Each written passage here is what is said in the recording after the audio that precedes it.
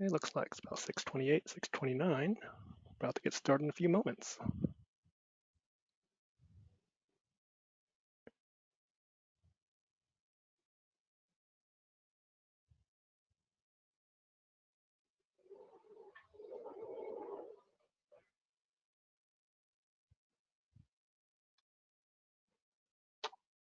So I have 6:30. I think we'll go ahead and get started.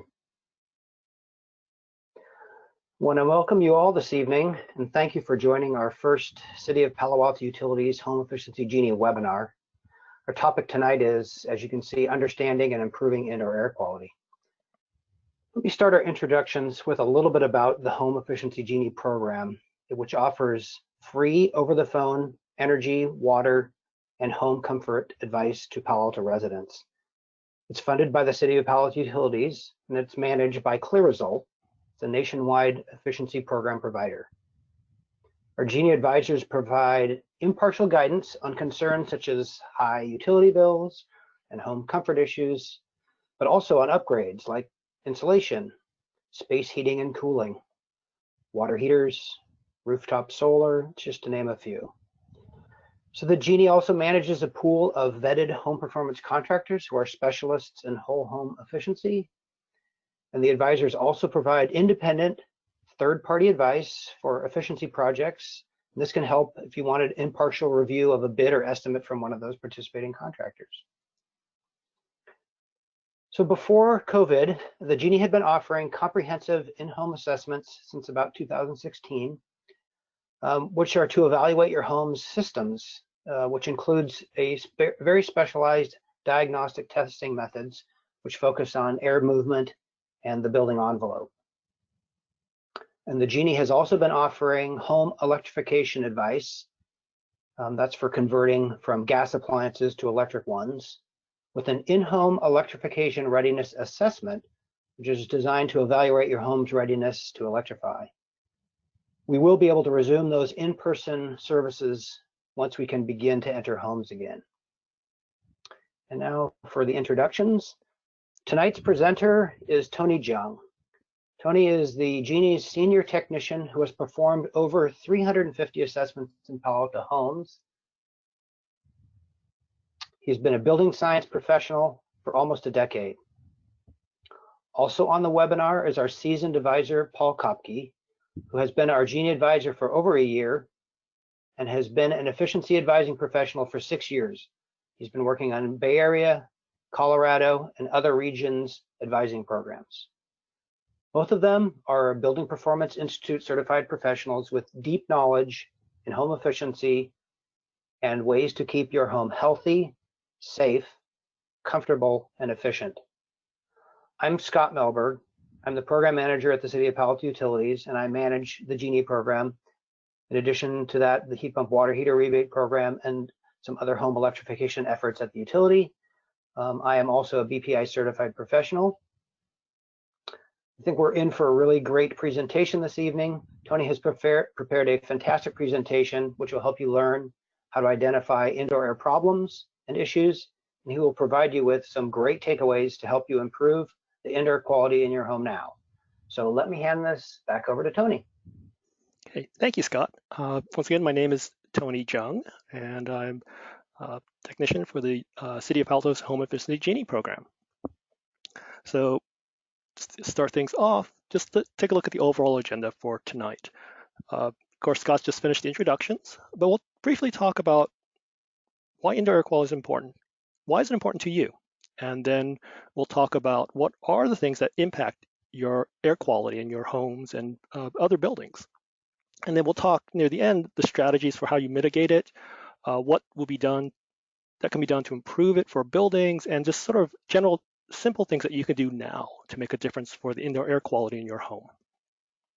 So in the beginning, I had asked for people to give me some chat to why is indoor air quality important to you? And we got a variety of answers. You know, one of the ones was children. If someone has a child, you know, we know that they're small. And so indoor air quality issues have a bigger impact because of their smaller bodies. So it could be a newborn coming along, you have young children at your home. Other things that have come up is my home is dusty. There's always dust. I'm constantly cleaning the dust off the surface of my home. Others, it might be more of a health-oriented one. So, for instance, allergies, that it's seasonal, or it always seems to come at random times for that. Another might be I can smell my neighbor next door having a barbecue, or we're having another dry year in Palo Alto and California. So the likelihood of wildfires is very high again. And so, as we experienced for the past couple of years, when there's a large woodland fire, sometimes in your home with everything closed, you still smell the smoke from outside. Maybe it's something that has an underlying health condition, maybe asthma or something that at times it flares up for that, or every winter it seems to get worse. So there might be underlying health issues that is part of it.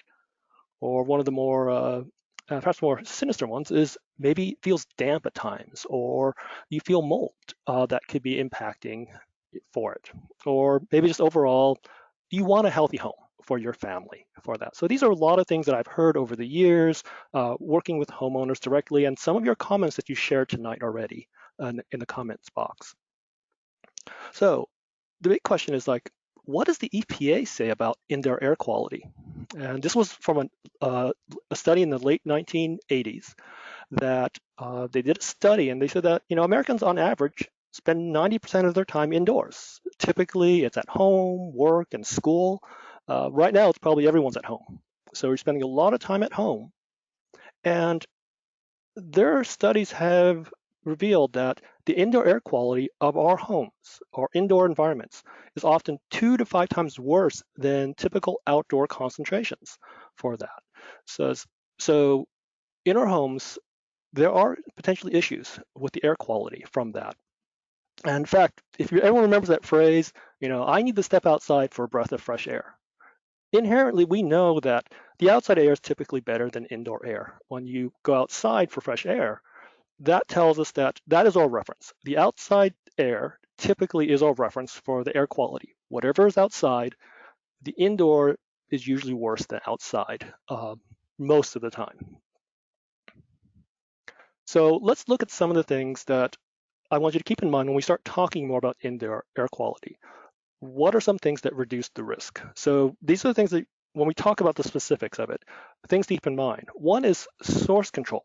How do we deal with the source of those indoor air pollutants, perhaps keeping them out, doing source ventilation of them to minimize that. Ventilation, bringing fresh air into, and then once you do the two main things that can do impact is then filtration is sort of the next option to consider after you look at the first two.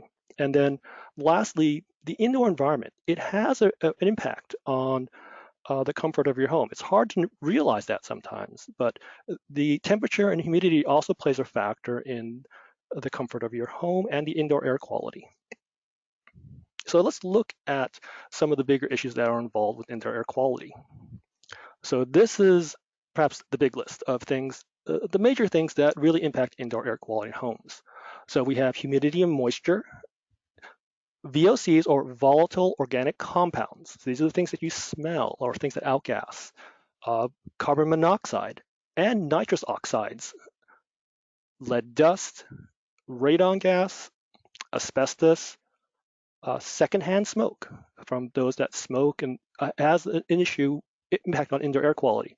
And then of course particulate matter. So these are the fine particulates of dust or water droplets that are in the air. So all these impact indoor air quality for that. So let's take a look at the first one, humidity and moisture. If you're in your home, have you ever walked into a room that's sort of closed off from the rest of the house? The door's always closed, but you walk into that room, you open the door wide, you walk in and say, wow, it feels stuffy in here. What do you remember from that feeling? Is it hot, humid? Maybe there's a particular smell. What's the first reaction when you walk into that room? Probably walk up to a window and open it to allow fresh air to come in. So inherently, we know ways of solving it when we really sense it. And our human bodies, we are a good detector of a lot of these indoor air quality issues that in the back of our mind, we know something's happening. And this, once we identify and recognize them, how can we address these issues? So let's look at how humidity and moisture has an impact on indoor air quality. So from what we have here, moisture sources, there's the obvious one, what we call bulk moisture. So this would be things like rain, runoff on the grounds, water leaks from perhaps plumbing, or water leaking from the roof into the house. So that's an obvious source of moisture. When things get damp and they stay wet, you're going to get things like mold. Uh, the more subtle ones, your day-to-day things. So cooking, the steam from cooking, taking a shower, this produces humidity in the air for that. And the more other passive ones is just breathing. How many people do you have in the home, including pets? And then plants. All this generates humidity into the air for that. And that could have an impact when it accumulates too much. Some of the more subtle ones that are harder to recognize is, do you have a dirt crawl space in your home that if the soil is slightly damp, that produces a lot of vapor. And from the groundwater vapors can introduce a lot of humidity into your home. And then the more subtle one of vapor is condensation on cold surfaces. Do you have windows that in the wintertime get wet on the window for that? So these are places that are of concern. So it could be a window, an uninsulated wall, could be uh, perhaps a closet that's connected to an outside wall and it's packed with clothing, but behind it something's happening. So these are things that can be of concern when we have cold surface in the home. Think of a cold surface like you take a can of soda out of the fridge. What happens after a few minutes? You see water droplets.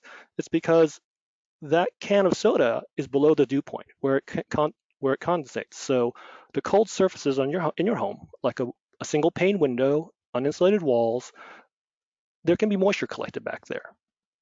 And when you get condensation, you've got to find ways to relieve that situation.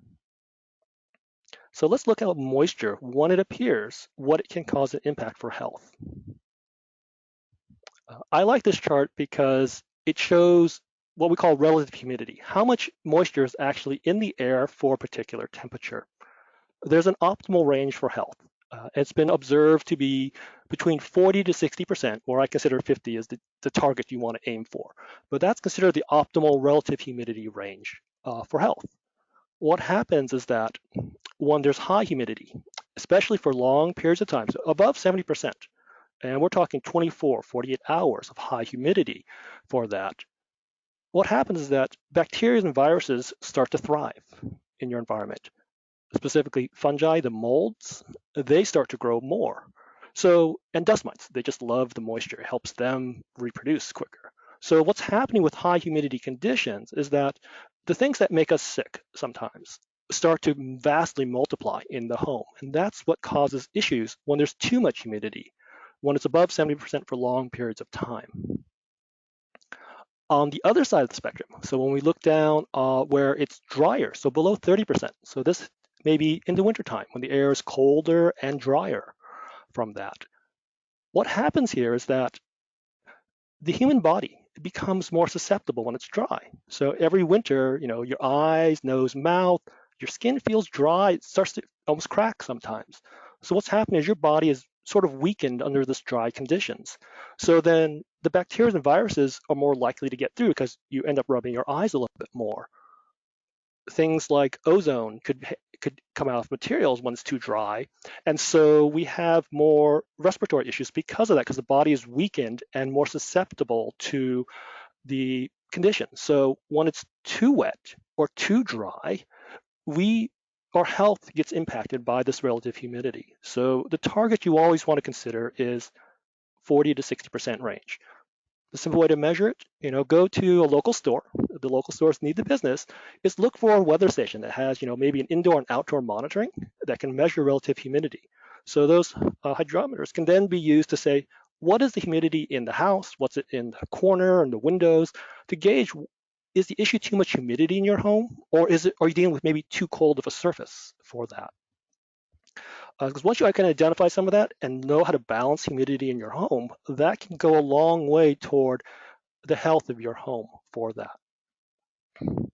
Another thing on mold growth, especially when you have high humidity conditions, really the only way you can control mold growth is mold needs 3 conditions to grow. First one is it needs a food source, so anything organic. It needs a comfortable temperature. Unfortunately, they grow best at human comfort temperatures because, as you know, if someone left some leftover foods in a refrigerator after 2 or 3 weeks, you get some mold growth on that. So even in cold temperatures, they keep growing uh, until you get to freezing. So they need food, they need comfort, and the last thing mold needs, like a tripod, it needs a moisture source. Of those 3, the one you have most control over is the humidity. How you manage it, the dehumidification, by reducing that prevents mold growth. So knowing those 3 things that mold needs to grow, you take away one of those legs, like a tripod, it won't stand. You won't get mold growth if you can control one of those 3. And of the 3, the easiest is moisture, how to deal with that. All right, so moving on from humidity, let's look at combustion sources. What's the output? So from the combustion process, we get carbon dioxide, but some of the other things that produced from the combustion process is carbon monoxide and nitrous oxides from that. So in the home, many of us have combustion appliances, from your furnace or boiler. The water heater is another source. The furnace is the biggest one in the home because that's the biggest burner that generates the most amount of energy for heating a home. The water heater, it's continuously running year round.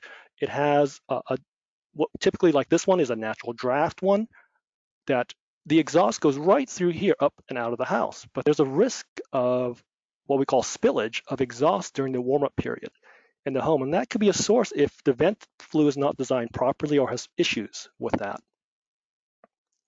In your kitchen, if you have a gas oven, this is an old style gas oven for that, or a stove, use igniting gas, natural gas or propane generates the byproducts besides carbon dioxide and water is carbon monoxide, because no combustion is perfect, and nitrous oxides. And if you think about it, when nitrous oxide happens, like a cloud, it spreads out around the area and then gets into the home. So cooking with natural gas and with ovens, because it vents out, are sources of some of these more gases that cause issues. And of course, if you have a gas fireplace, it's a potential source of carbon monoxide as well.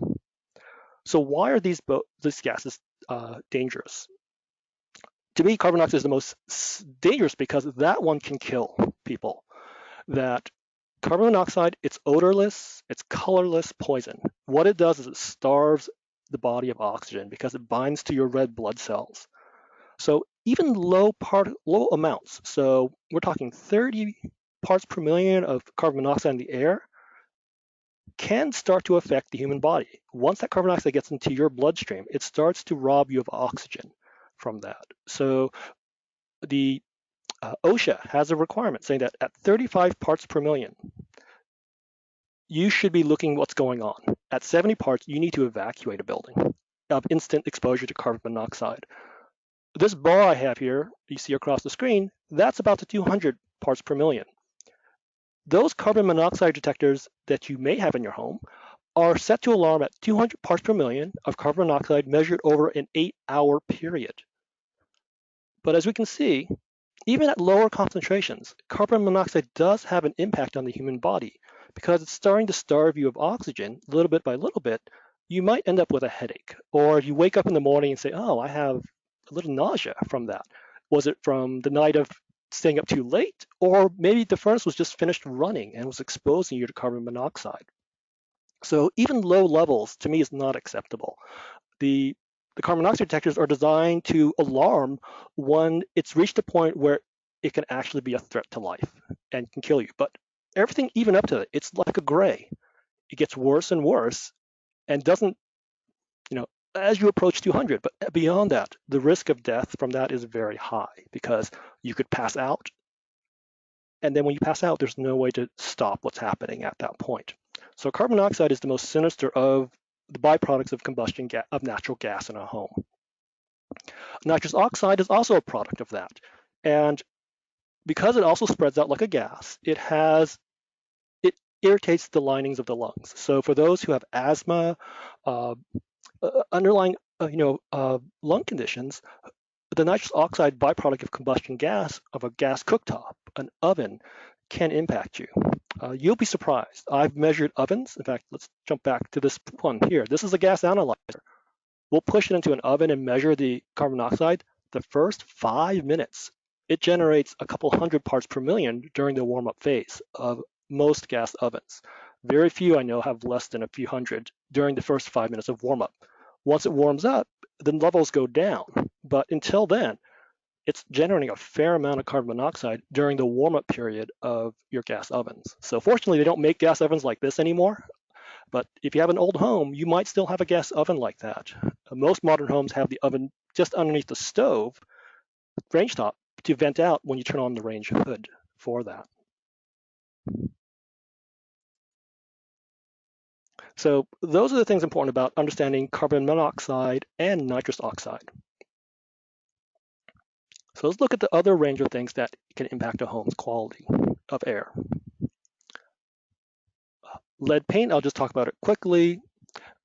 Homes that were built before 1978, the paint likely has lead in it. That was a very common material in paint. So if you have an older home that's older than 1978, the lower layers of paint very likely could have lead in it. And if you do construction, the sanding of it, making it airborne, this is where it becomes an issue, because once it becomes airborne, it can be ingested and potentially cause nerve damage, especially with young children. Once again, lead poisoning of young children is a common issue in areas where the paint is very old and flaking for that. If you have an old house with windows and sometimes it gets wet, sometimes that moisture collects on the windowsill. And when it collects on the windowsill, what happens to the paint? It starts to crack, starts to get a little bit of dry paint from that. And what do children do when something outside is exciting, like a fire engine is driving by? They're going to run up to the window. They're going to put their hand on the sill to look out the window. It's on their hands to touch their mouth. They're getting exposed to lead potentially. So understand, if you have an older home, the lower layers of paint could very much have lead in it. So make sure it doesn't flake. And if you do construction or any work, make sure you follow what they call lead-safe practices by the contractor doing the work for that. Volatile organic compounds, and there's another term called semi-volatile organic compounds. These are the things that new cars smell, new furniture. Some people equate like the new car smell with being, oh, new, great. But in reality, that's the plastics in cars that's outgassing inside a car. So those volatile organic compounds can pose a health risk. A lot of furniture, especially ones with laminates that use glues on it, like, for instance, hardwood flooring that's not solid wood, but laminates, the glues may contain formaldehydes that continually outgas. California has a law now that prevents high levels of formaldehyde in wood products, but there's a lot of existing material and material that's outside of California that could be brought in for that. Even the varnish on furniture, so something brand new. What I a lot of times recommend to homeowners is that if you get something new, like new furniture, why don't you unbox it in the garage and leave it in the garage until you walk in the garage and you don't smell that new furniture smell anymore. That means it's outgassed its worst components, and then it's safer to bring that into your home. So this is a source reduction of that. Knowing where it's coming from. Your nose is a good indicator of that. As we know, new paint smell, that paint drying and curing, that's an issue, because if you can smell it, it's outgassing things that you can smell, but also things that you cannot smell. Anything aerosols that could have anything with a smell. I don't know how there's a product out there that somehow associate the pine scent with clean. I've never figured that out, other than maybe it's outside, but that's a chemical smell. Does that really make sense to use in the home? Because that smell is an artificial smell. It's not real. It's not natural. And even anything you smell, that's something to be, is that an irritant to you? Some people, it is an irritant. Air fresheners. People layering a spray of artificial chemicals in the air to hide a smell they don't like with another chemical layer. So you're layering one chemical on top of another. Does using air fresheners really make sense in a home? I'm even suspect of the oils, the oils that people use, like lemon oil, olive, because if you can smell it, that's something that's in the air. Is someone concerned about that? Because some people are more sensitive to that. Of course, mothballs, that naphthalene, that's a potent VOC. Uh, Hobby supplies, the glues you use to assemble things, all those have smells. Some you smell, some you can't. So those all generate VOCs. Uh, Dry cleaning. If you're a dry cleaner, they use a solvent to clean the clothing, they bag it, and you take it home and you take the bag off inside your house. That smell, those chemicals are then being released into your home. So be aware that if you have a dry cleaner and your typical conventional dry cleaner, make sure you air out the clothes before you bring it into your home from that. Uh, there are some dry cleaners out there that now follow best practices for solvents that have less issues with that. So maybe look for those vendors that do provide a better quality dry cleaning for that.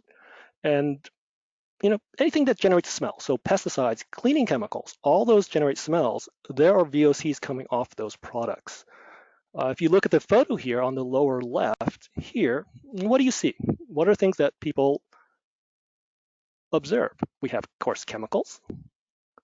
We have a furnace, a gas furnace, and this is what's called the return plenum, where the air is coming back to the furnace to be reheated and circulated back into the home. What's the one thing that sort of draws a concern to you, or to me at least? This is a filter, an open filter slot. And this is probably in a garage for that. And there are chemicals here. And every time the furnace turns on, it's going to pull air through the filter and pull in air in the surrounding environment, so the garage, the chemicals nearby, and pull it into the furnace and dump it right into your bedroom. So these are issues and causes of indoor air quality that some people don't really realize is there. But it's something now that hopefully you'll get more aware of these things, what needs to be resolved in your home. So these are the VOC issues that could be there. Many chemicals, smells. Think about where you keep them, in your home, in the garage, outside shed. These are things that have an impact on you. It's like even paint. When someone says, oh, I have a new baby on the way, they paint the bedroom.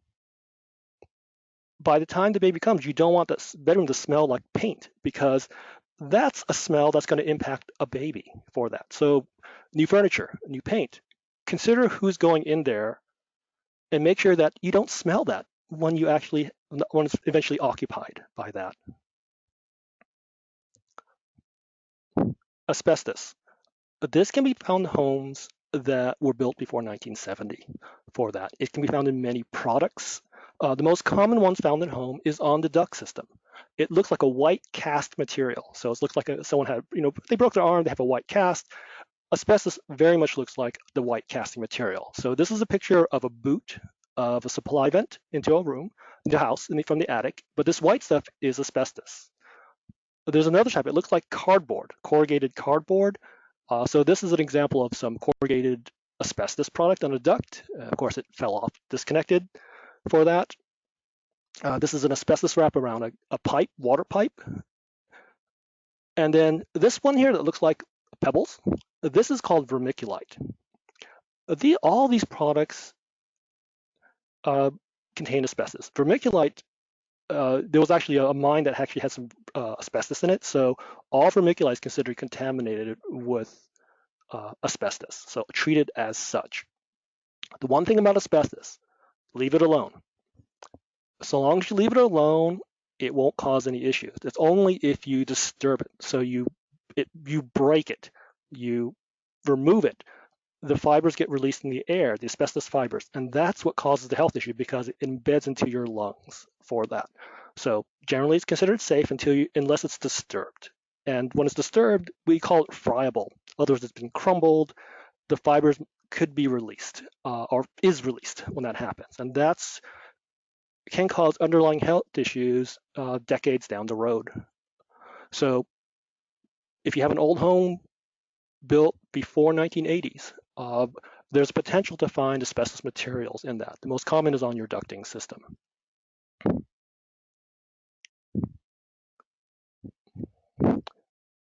Radon.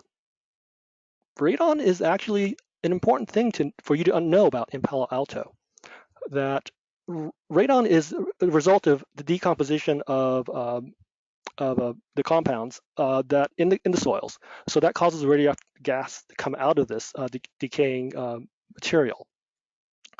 With that radon gas, there is a likelihood of increased risk of cancer. And the only way to find out about radon is to test for it. There are these test kits that sit in the home for a couple days, and it looks and absorbs any radon gas it finds in the home. Typically, it's in the low levels of homes for that. So that's where they usually recommend to put these radon test kits there to deal with it. Palo Alto is in Zone 2 by the EPA. This was a 1990s study. You notice it sort of follows the San Andreas Fault here. So at the tip of Santa Clara County, where Palo Alto is in Zone 2. What that means is that it is going to be random, but any house could have radon gas in it in Zone 2. That means you could have a whole block of homes. Every single home but one of them will not have radon. One of those houses could have radon in it. I've assessed over 300 homes in Palo Alto. I found 3 homes that had radon mitigation systems installed in the home because they did a radon test kit and found they had radon in the home. The other 99% of homes, they never tested for radon. They don't know if they have a radon issue. So you should get a radon test done in your home. You can buy these in most hardware stores. The California Department of Health actually has a link special with their lab that there's a discount kit for California residents. So those are ways to obtain a radon test kit and test your home. It's an important thing to consider, just given that Palo Alto falls into Zone 2 of the EPA for recommendations for testing for radon. Particulate matter. So this is essentially anything less than 10 microns in size for that. So what are particulate matters? It's pollen, pollution from traffic, diesels, smog, natural gas cooking, wood smoke. So these are seasonal issues sometimes. We have springtime, pollen season. We have, unfortunately, we're heading into the dry season, so potential for wildfires. These are all particulate matters. So these are large particles that are 10 microns or less. And a concern because it irritates the lungs. Because under 10 microns, these are ones that can get into the lungs to irritate it for that.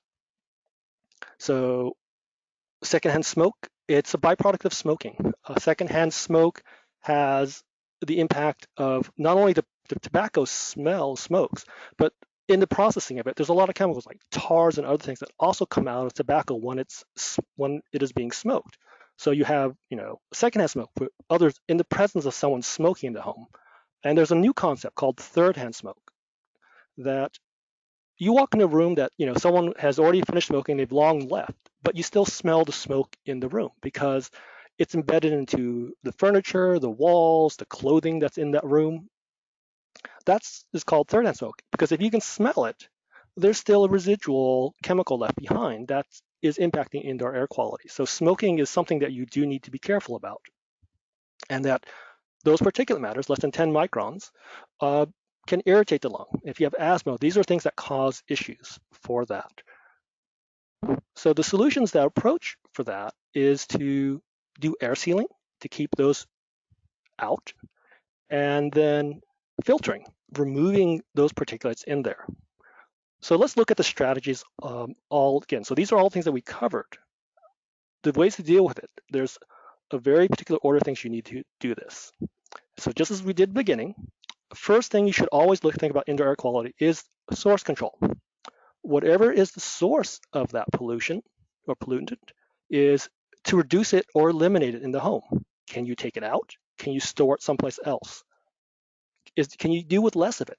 So reduction of that source. Air sealing. So you want to keep those particulates out, keep them away from you. So air sealing of the home, the envelope of the home, the walls, sealing of your duct system to prevent the particulates that can come in through the duct system for that. And then what's called source ventilation or spot ventilation is that wherever the air quality is worse, you want to take it out. So this is typically bathrooms and kitchens where they have fans. Once you deal with the quantity, the next thing is ventilation, knowing that typically the outside air is better quality. So by bringing in fresh air into the home, what you're doing is you're mixing and you're diluting what's already in there. So you're lowering the quantities by bringing in some fresh fresh and filtered air too, to bring down the contaminants in the home. Once you deal with those first two ways to bring down the quantities, then the next level is consider filtration, because now you have less to deal with. The filters can work more effectively. Because if you try doing filtering first, there's so much pollutants in the air, the filters get overwhelmed and aren't as effective unless you deal with the quantity, the sources, dilution through fresh air, and then what's left, good filtration to deal with it. And then lastly, we sort of talked about is that maintaining a good comfortable temperature and managing the humidity in the home. These are good strategies to help bring indoor air quality down. So let's look at how you can apply some of these principles to a home. So as I mentioned before, air sealing. Knowing where pollutants are in the home. So, assuming this is a typical day, so the outside air is all good. Where in the home is the air quality considered not as good? Well, the dirt crawl space can be damp, musty, dusty. The dry attic, hot attic, could have dust in there. Maybe in the basement, there's a funny smell when you walk down to the basement. So these spaces are considered less desirable. There are issues there. In fact, even the attached garage, the air quality could be considered worse than in the living space where you spend your time. So you want to look at addressing those areas of how the air from those spaces come into the home through what we call the stack effect. We know, just like hot air balloons rising up, warm air will tend to go up, and it'll tend to go into the attic during the winter season. But when it goes up, the makeup air comes in from below, in the basement, the crawl space, through pipes that might be going down into the crawl space, through the plumbing, the windows and doors. So that's where the lesser quality air sort of finds its way in through that, is that when warm air is going out, cold air is going to come in from maybe below in the crawl space and into the house. So knowing those areas, how to air seal to keep those controlled, managing where moisture comes from. So moisture in the crawl space. These things will help improve the air quality through strategic air sealing. That from the indoor air, where is the air quality worse? In this case, crawl spaces, basements, attics, and attached garages for that. The benefit of doing that is that it also improves improves your efficiency of your home by reducing your heating and cooling costs, because you're preventing air movement through those areas where the air quality is considered less desirable. And it's kind of ironic that I would say air leaks from windows and doors are the preferred air leak source into a home versus a crawl space, garage, or attic for that. So strategic air sealing of where you want the air that's in your home, you want to keep the worst air areas out of your living space. And then you can also look at dealing with the outside interactions too, when dealing with when the air quality is poor outside, when you have a spare the air day for that. Ventilation, the next strategy. How do you deal with it? Spot ventilation is an important part of it. Every home is actually quite leaky. There's a lot of energy loss through it. So there's what they call a passive ventilation level. The natural ventilation at home is ideally 1/3 air volume approximately. So at least 1/3 of the air should be changed in your house every hour to sort of have an average balance of air quality for that. That's what's been found to sort of considered sort of a national standard for that. That's sort of like the overall picture for the whole house, but the air quality is typically worse in kitchens and bathrooms. So have a good bathroom fan that works. What I like to do to test the effectiveness of a fan is, I know tissue paper is a very expensive commodity right now, but just a single square, I take it and I throw it up on the fan. If that fan can't hold the tissue, it's not pulling out anything out of the house. It's not doing any better than having an open window in your home. So think about having a good bathroom fan that has low sones. Sones is sort of the noise rating. Your typical bathroom fan that you might hear rattling away is 3 or 4 sones or plus from that. A low sones fan has 1.5 or less. So typically 1 sones or less is considered a very quiet fan. So quiet Some people may not even hear it running. It's like as low as a hum of a refrigerator that's running in the background. For homeowners that have the issue, I say add a timer. A timer is a great thing to put on your bathroom fan that once you finish your shower, it's still going to be steaming from the shower, right? So put on another 20 minutes and let the fan run continuously to vent out and then shut off automatically for you. So that's a good thing to have on bathroom fans and even on your range hood. When you're cooking, you want to pull those smells out.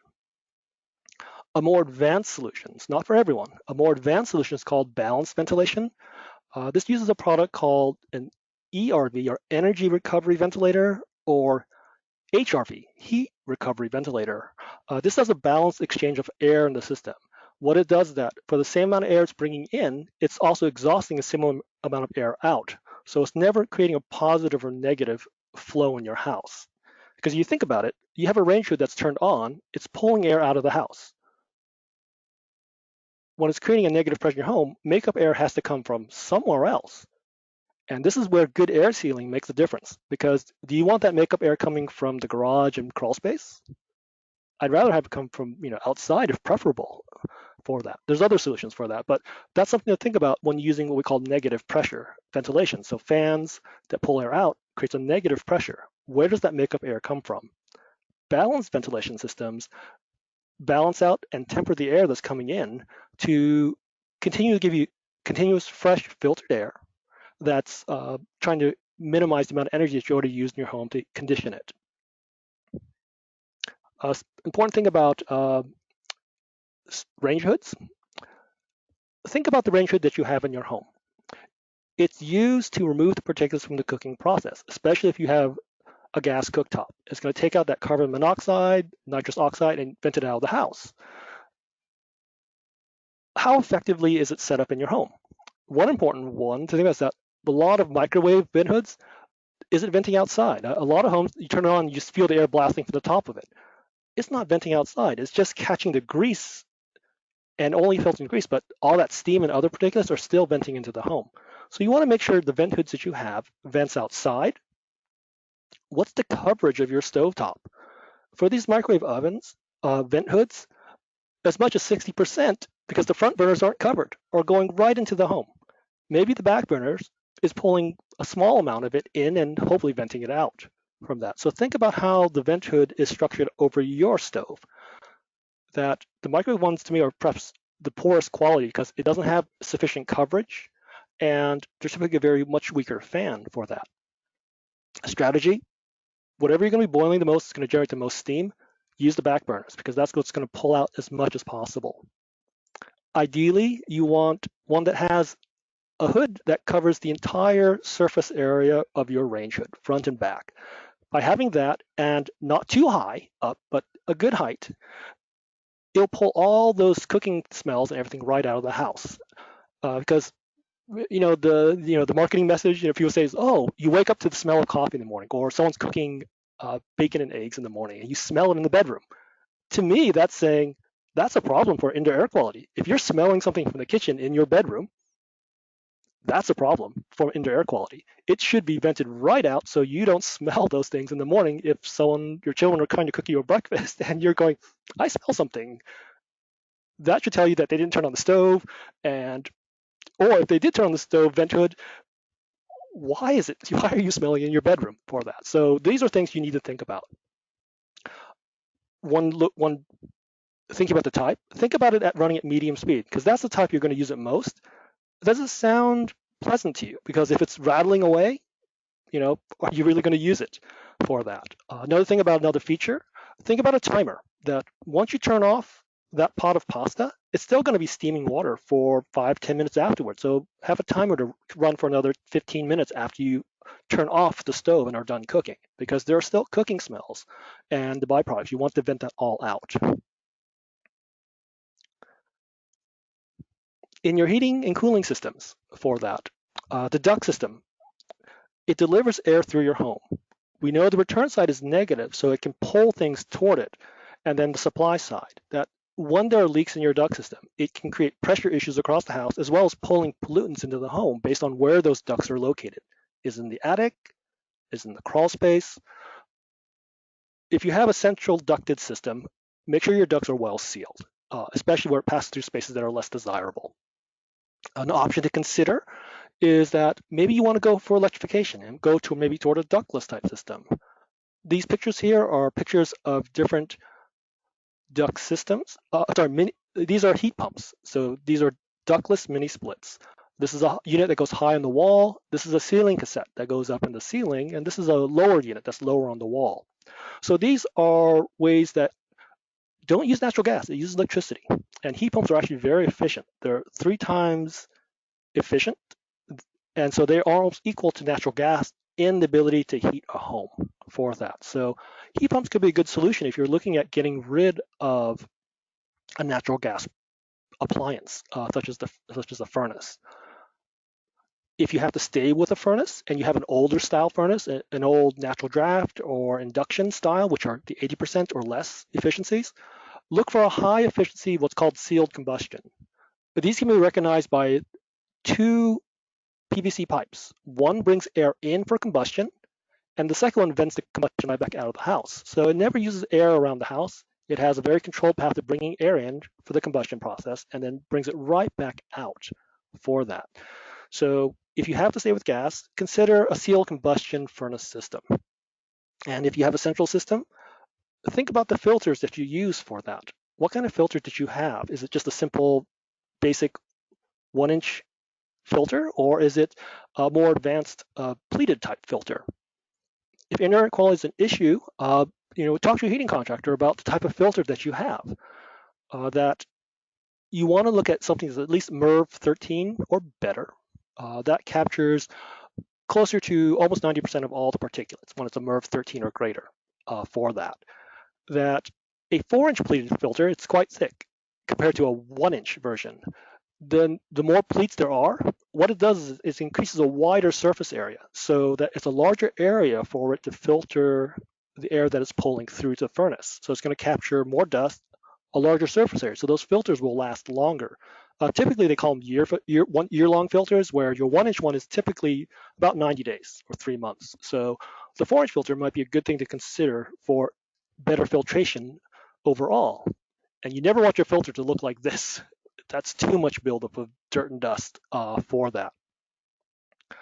Once you follow these first recommendations, so good air sealing practices, ventilation, you've hopefully brought down the concentration of indoor air quality issues down to the point where you need to go to the next level. And this is where portable filtration units make sense to consider at this point, that you've dealt with trying to reduce the quantities, you've diluted it to bring down the overall quantity, to bring it down less concentrations.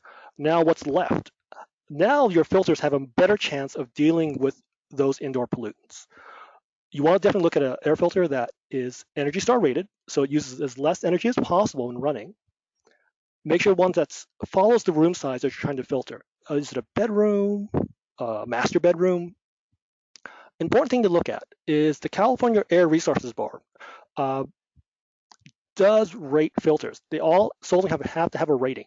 They rate it for safety. In other words, the less chance of producing ionized products or ozone. That the ozone products are considered very questionable because ozone is an irritant to the lungs. So pretty much all the California Air Resource Board certified ones are basically physical media. None of them are electronic, or very few of them are electronic based because they produce a very tiny amount of it. So the best ones are perhaps physical media. And those physical medias, there are 2 types to consider. When you're dealing with particles, HEPA is the highest quality type filter product that captures 99.97% of particulates out there. This is perhaps one to capture the the particulate matter. Using activated carbon filters will help grab the gaseous, the odorous one, to grab that out of the air. So if it's a gaseous one, carbon filters coupled with a good HEPA filter is good to bring localized cleaning of the air for that. So that's a strategy you need to consider is, reduction, dilution, and then filtration when dealing with the last part. So when it's, when there's a wildfire and there's a lot of smoke, you want to then you seal the house as best you can, and then you just do a lot of local filtration. Some of it could be through the furnace filter, some of it could do a local filter. If you need one on the spot, a quick cheap one to do without buying a filter is just get a simple 20-inch box fan with a 20-inch pleated 1-inch filter and stick that onto the back of the box fan. That will be a quick way to grab the smoke particles out of the air and at least keep the air a little fresher in your home. So that's a quick way to do it. Just get a simple 20-inch box fan with a 20-inch by 20-inch filter. That's a quick way to build a very quick filter if you don't have time to find a quality filter product. It's a quick way to address it quickly for that. Okay, and then so as I mentioned before, natural gas combustion, that's always a concern, especially with the exhaust byproducts of combustion of gases. So maybe you want to consider changing your fuel type, going from a natural draft gas water heater to an electric heat pump. And what's actually nice about Palo Alto Utilities is that there's a rebate to replace your natural gas water heater with an electric heat pump. And that rebate coming from the program is like, I think $1,200, I think, for the middle-sized one. That will help offset the cost of switching over to an electric heat source. And that removes another combustion product appliance in your home for that. So consider that. It's a good rebate coming from Palo Alto for that. If you have to stay with gas, look at a sealed combustion type unit. There are both tank and tankless versions. The image we see here is a tankless version that has sealed combustion. So one is an intake pipe that brings air to be combusted, and the other is the exhaust. So it never has using any air in your home for that in the combustion process. So this is another thing to consider is upgrading when your water heater is due for replacement, which is every 10 to 15 years, consider going with an electric. If you want to get rid of another gas appliance in your home, or if you have to stay with it, consider some sort of sealed combustion version of a gas water heater. Lastly, the appliances that you use. There's a lot of great technologies out there that can be very helpful. If you have a gas cooktop and you're concerned about the carbon monoxide and nitrous oxides that come off from the gas burning process, look at an induction cooktop. This is actually a great way that can do very rapid cooking with good temperature controls. This is not that old resistive coil. This induction cooktop has a very quick way of heating water because it heats the actual whole pot. And so there's less energy waste. So it concentrates its energy better, more effectively for heating foods from that. Using an electric oven for that one. With things like convection, it actually makes it a really great product when looking at electric type ovens versus a gas oven, which to be truthful is very hard to temperature control. If you've ever put a thermometer trying to gauge the temperature, you'll find it's all over the place. So there's a benefit to having electric ovens for that. And lastly, a very new technology is the heat pump clothes dryer. This circulates the air in the dryer, bringing out all that water. And interestingly enough, it doesn't need a vent to vent the hot air outside. It keeps it all contained within the dryer unit. So it runs a little bit longer, but it actually pulls all the moisture out through the heat pump process for that. And it's very common in Europe now, and it's just coming into North America. So this is a new type of appliance to consider that if you have a gas dryer, this is yet another gas appliance you can get rid of.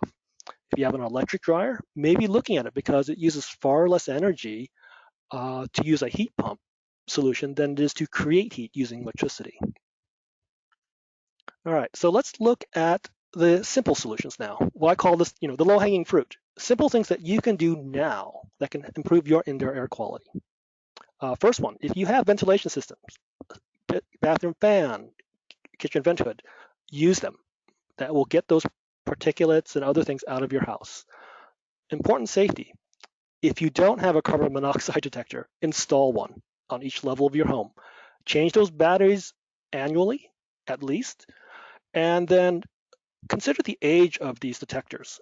The smoke detector has a 10-year warranty.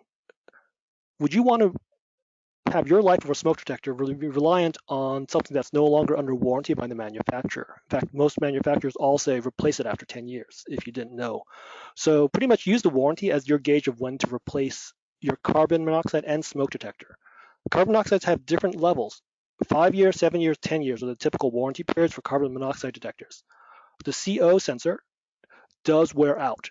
After that time period, it is no longer effective. It is not protecting you. Whereas the smoke detector still works, it's just less effective at catching it, so it's not going to alarm as quickly. So replace those things after the warranty, change those batteries. If you've never tested your home for radon, get it tested. That is something you should consider for that, because if you bought your home in that 4-inch stack of paperwork, somewhere in there is saying that you should have a radon test. You probably skipped over signing all those papers when you first bought your home, but in that stack, ever since the 1980s, there was always a paper that said, test your home for radon. Most people gloss over it in the home purchasing process. If you haven't, get it tested today. Knowing if you have mold issues, understanding the moisture issues in your home. Do you have high humidity? Do you have surfaces that get condensation, damp? How to warm those surfaces up to minimize that. For those that have asthma, we talked about a lot of the triggers. Nitrous oxide, particulate matter. Learn about where they're coming from in your home and look at reduction of that. Smoking, I just has so many issues on that. So just don't smoke. Not in the home, not in the car. Watch out for secondhand smoke and thirdhand smoke. What do you store in your home? Do you have cleaning products? If you can, take it out of your living space. Not in the sink, but maybe the garage, the outside shed, somewhere that's not going to be in your home. And then if you have a regular furnace filter, change it every 3 months. Those are 3-month filters when you're using it. So every winter at least. If you have a air conditioner, definitely during the cooling season, near the end or somewhere through it, change out the filter for that. These are all simple things that can improve your indoor air quality that you can do today. So in summary, do the simple things we talked about. Do those because that's something you can do today. Then start considering the other improvements we talked about, like air sealing the home, air sealing the ducts, ventilation, filtered air bringing into the home, filtration. Once you deal with the two main ways of dealing with it is some sort of filtration of the home, and then upgrading your equipment. Like, do you want to get rid of gas appliances? Maybe get rid of that gas water heater and switch to an electric heat pump for that. So thank you for your time today. I covered a lot of materials for that. If you have questions, we're going to look at the chat box next and go through that. At the end of the hour, I'm going to stay around to keep answering questions, but if you have to go, you can reach out to the advisor service. We're here to help you to answer questions about indoor air quality, comfort, and energy savings. So thank you for attending. We'll start going through the questions next, and here's the contact information for the Genie program. efficiencygenie.com. The phone number is local number 650-713-3411, and email advisor@efficiencygenie.com. Thank you very much. All right. Thanks a lot, Tony. That was a great presentation. Paul, do you want to read the questions off that we still have? Yeah, I think for the most part, the questions that came through, I was responding to, but if anybody does have any specific questions or anything about the presentation for now, I know I did reply to a couple in here and just mentioned that they might be better for a more one-on-one sort of conversation with myself. So if you guys want to reach out to this contact information here, that should help. But if anybody has anything that might be quick or a little bit easier for just a now sort of comment, that might be a good time to enter it in there and we can take care of those. Okay, just looking through here. It looks like you got a fair amount of them already, Paul. Should I recap them for everyone else that's listening? Yeah, you can definitely give a quick little rundown on them. Okay, let's see. One person asked about bringing outside air in. Let's see. What can be done with that? Let's see. Yeah, there's actually in commercial buildings, they have something called an economizer that actually, when the air temperature is actually tempered or moderate, it'll bring that in to cool down the living space for that. Oh, sorry, the space of the building. So they call these economizers that sometimes in heating systems, you could have a damper control that opens up and allows filtering the air coming in as a way of bringing some outside air into the home. But that's actually a very expensive way to do it because that blower of your fan unit consumes like 500 watts of power. So running your furnace filter, or they call it a blower, is a fair amount of energy just to circulate air in the home. But it could be a quick way of doing that, but it may not be an optimal solution for certain homes. But that is a way that's been done with some homes. So it's definitely worth looking at the bigger picture. and finding if that might be a valid solution. The challenge, of course, with what we call positive air pressure flow is that it pulls air into the return. It actually, think of it like puffing up a balloon. By putting this extra into home, you're now creating a positive condition where the conditioned air in your home, heating or cooling, is being forced out of the house when it is running, the blower is running. So you are potentially losing energy that you're using if you're running it for heating or cooling while bringing in extra air through the return system. I've got a comment. Okay, if you don't mind holding that till we get through this, or put in the chat box if that's okay for that. I want I to try. can't do the chat box. It won't let me type in there. Okay. Let's see. Do you have to leave I'll now? wait till the end. Okay, great. I Thank you. just got. I can do a quick one now for this subject. Okay, very quickly then. Yeah. So what I have a system now that takes air from the roof, puts it into all the heating ducts, blocks the return, and puts fresh air in the whole house going through the filter in the furnace. So I get all filtered fresh air all the time at night, especially when it's cool. Okay. If somebody wants more info, this is Pete Squire. I think some people know me. Okay, well, thank you, Pete. So yeah, it can work, but definitely you should do a careful evaluation of all solutions. That certain homes, it may not be an appropriate solution, like what's in the surrounding environment. I think another homeowner brought the question of, what about the air quality of my home that's may not be as good for that? Like, where do you live? Like, do you live close to the freeways? 101, 280, that, trucks have diesel particles from that. That it would be good to understand what is the air quality around your home. That the front of the home near the roadway is probably not as good as the backyard for that. But there are times when you have neighbors perhaps doing a barbecue. So the air quality may not always be great around you. So one is sealing around the house to prevent what comes into the home through natural ways. When you bring in introducing fresh air, if you're going with a ventilation solution, it's definitely appropriate filtration. Some sort of filter media for particulates.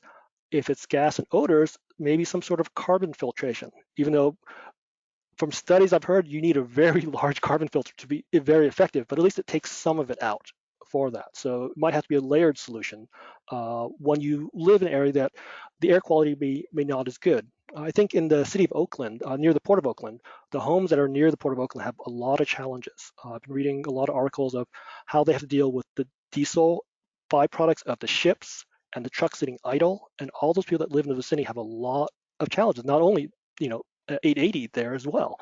So we're fortunate in our section of the Bay not to have as many issues in this part of the Bay Area, but there are challenges, especially where you live on those concentrations. So it's good as understanding what's around you.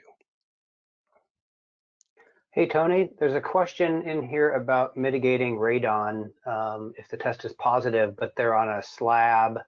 It does look like they have an HRV already. Is there any solutions if you've already had a slab, other than sealing the flooring? I don't know specifically on that, especially when you have a slab, because one of the homes that did have a solution, it was actually a basement they had constructed. They had discovered radon contaminations, and when they built the basement, they put the material down, the vapor blocking, before they poured the slab on top. So it was mostly covered, but there were signs of it in the crawl space sections of it there. But unfortunately, if you already have an existing slab, it is going to be it potentially could be challenging. I'm probably not the right person to ask about that, but there are solutions likely from those who are knowledgeable in radon mitigation systems. The straightforward one, of course, if it's dirt, it's easy to cover. When it comes with a slab, definitely good ventilation. Where it is located or where it comes in potentially, you definitely want that to vent it outside, up and out of the house. That's the typical approach. It's probably best by a knowledgeable contractor in radon mitigation systems on a slab home situation that doesn't have the ability to put down a vapor barrier to contain the radon. Tony, there's another question actually. How efficient are HRVs and ERVs, and then also if they're good at bringing in fresh air, which I'm sure you'll say they are, if they're designed properly. But can you talk a little bit about how efficient they are? They're pretty low energy consumers, right? Yes, for ERVs and HRVs, they're pretty low energy consumption. the ones I installed at my mom's house, it was equivalent to like a small wattage light bulb, 30, 40 watts. I actually put three of them. I call these spot ERVs that I put into her home because it was the easiest way to add that to the home. There's different ways these HRV and ERV works. You could have it running continuously, so it's always circulating fresh air all the time, except when you want to turn it off, when the outside air quality is not as good. Or you could have it do it in bursts. So it runs for maybe 5-10 minutes, and then the rest of the time it's off. So there's different ways you can approach how these systems run.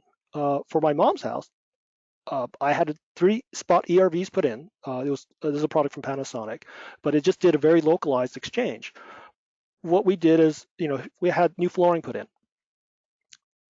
I put in these ERVs at the same time and let it run all the time. The contractor, when he came back a month later, says normally when he comes into homes with new flooring, he still smells the wood products in the house. He walked in and was shocked that with the house closed up, the ERVs running, it smelled, there was no smell. He didn't smell the wood flooring product at all. A month after he finished the installation, after the initial flush of it, that these ERVs I designed it to have a continuous flushing rate in the home.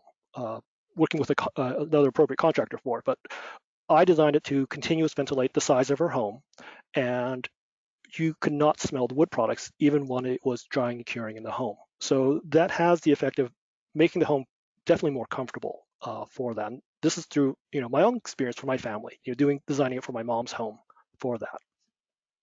And yes, they are low powered, but it is an exchange. You're doing fresh air. It's going to be it's less than 100 watts. It's the ones I have designed, I was constantly monitoring it. It was I think around 60, just under 60 watts for the 3 spot ERVs running, and I put them on timers and control, so they're not running continuously, but they run at appropriate times. Hey, Tony, can you comment? There's a question about air monitors, indoor air quality monitors that you can buy. I know there's a lot of different versions out there. They mentioned one called Purple Air. Do you have any input on what might be a product or a way to decide on what to choose for that? Indoor air quality monitors, they're very hard to find a good one, I think, on the market. It's an evolving marketplace, mainly because what are you measuring for indoor air quality? Like we know carbon monoxide is a problem, so monitoring for carbon monoxide is an important one, but carbon dioxide levels for that, because the reference should, is typically outside on a typical good day. That is your reference for your home. These air monitors have to measure the right things to tell you, do you have high levels of carbon dioxide compared to outside? Do you have high levels of moisture compared to outside? Do you have carbon monoxide? So these are things that it has to monitor, consider. Checking particulate matters, like if it's sampling the air, saying that I'm detecting particulates of 10 micron or 2.5 micron, the fine particulate matter, which are really bad for you. How much is it detecting in your air from that? VOCs is very difficult because there's such a vast array of chemicals in the VOC range that, these monitors could be saying your air is good, but you say, I still feel terrible because it's probably not picking up the right chemicals that's affecting you for that. So it's growing industry. They're trying to find what's the right things to measure, and it's hard to say. Knowing that thing, high carbon dioxide level. Okay, there's probably not a whole lot of fresh exchange with outside ventilation. So it'll give you clues that it can help, but to be truthful, your own body is a very good detector of issues. Like I talked about walking into a stuffy room, something's inherently wrong. My younger sister, she's very sensitive to certain things. I call her the canary. As you know about canaries in coal mines, when she starts to have issues like a runny nose or other things, to me, that's the immediate clue. I got to figure out the ventilation or what's happening in the home. So I use her as my canary. I call her canary is the nickname I give her.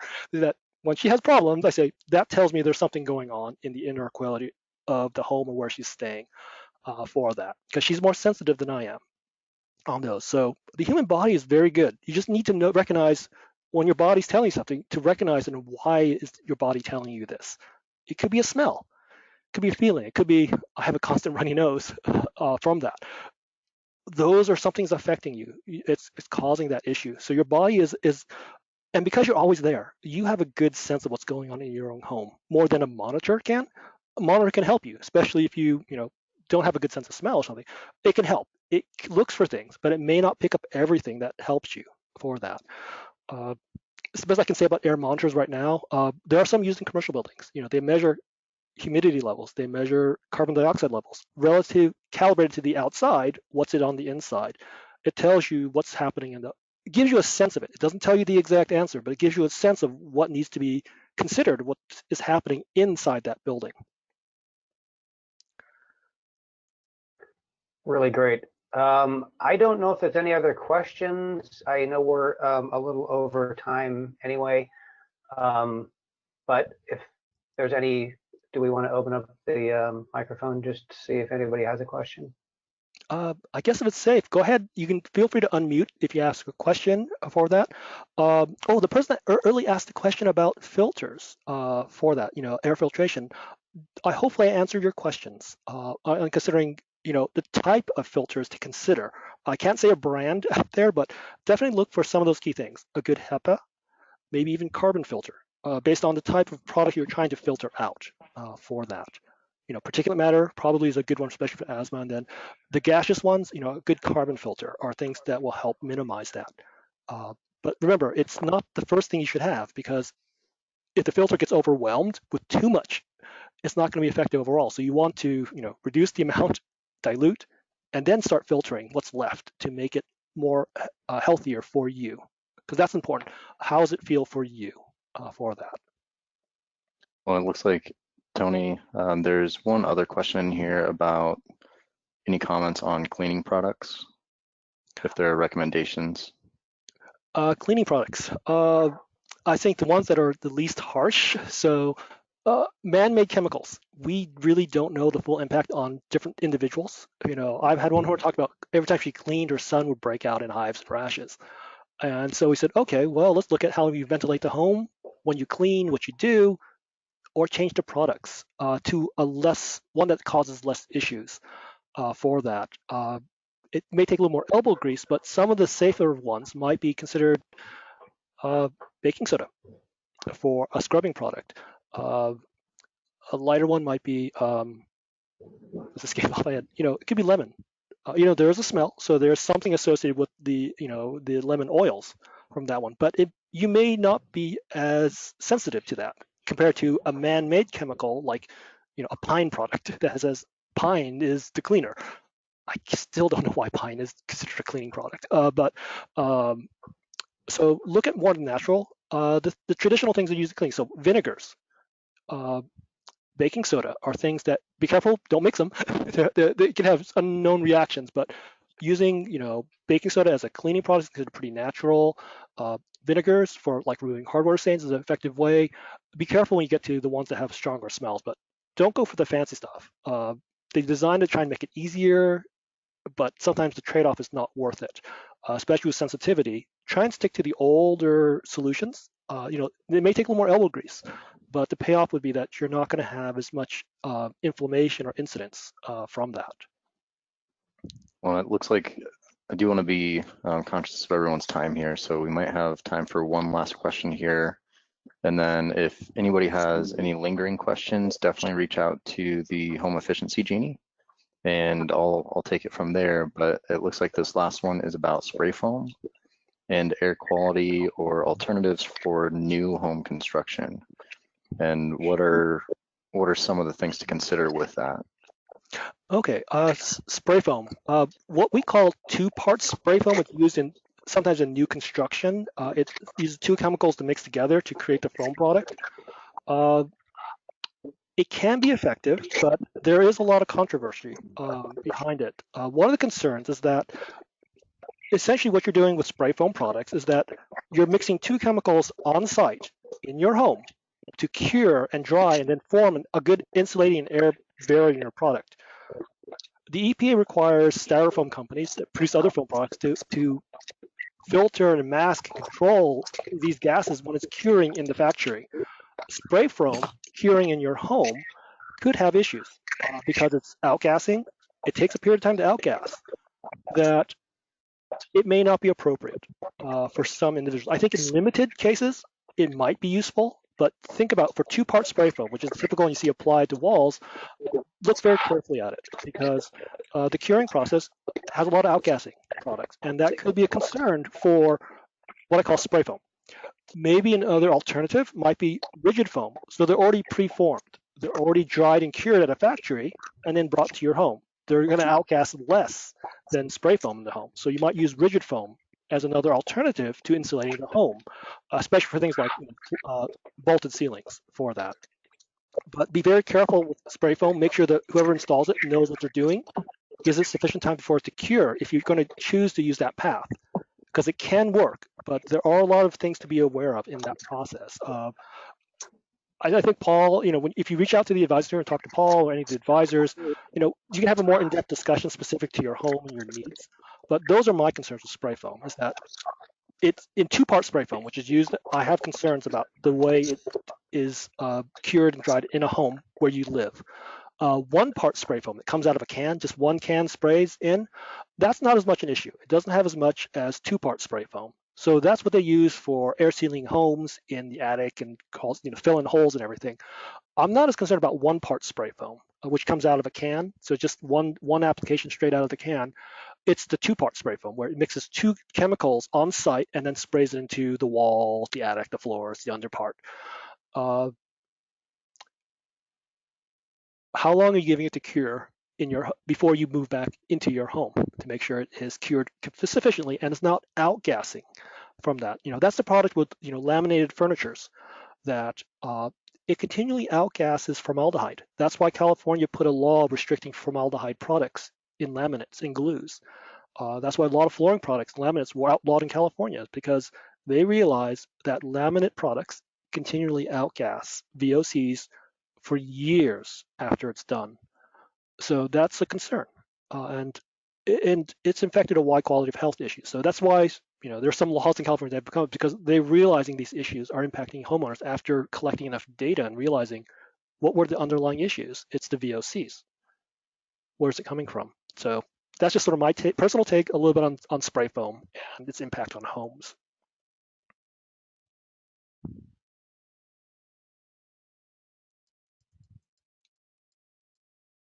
Great. Well, that's a great presentation, Tony. Thanks for taking all those questions. I think at this point, we'll end this webinar. I appreciate all your, fantastic advice. Your presentation was fantastic, Tony. And feel free, if you have any follow-up questions, to reach out to the Genie. You can see the number. You can contact them via the advisor at Efficiency Genie, or feel free to go to the website and you can fill out a form to actually send in an inquiry to the Genie directly. But thank you everyone for attending, and have a great evening. All right, thank you everyone.